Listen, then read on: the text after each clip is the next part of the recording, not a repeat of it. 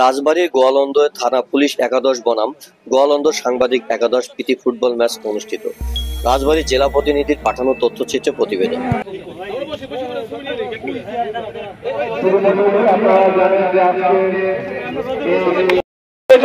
দেখা যাক কি হয়,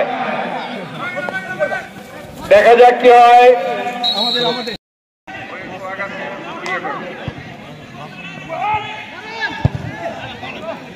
আক্রমণের চেষ্টা,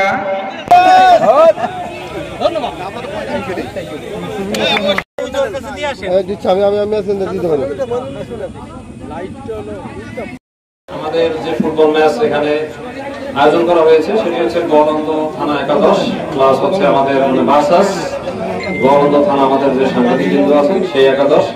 আমরা এখানে 1 ঘন্টার একটি মনোজ্ঞ বলবো আর কি খুবই উপভোগ্য এবং প্রতিযোগিতাপূর্ণ আমরা ফুটবল ম্যাচ এখানে উপভোগ করলাম।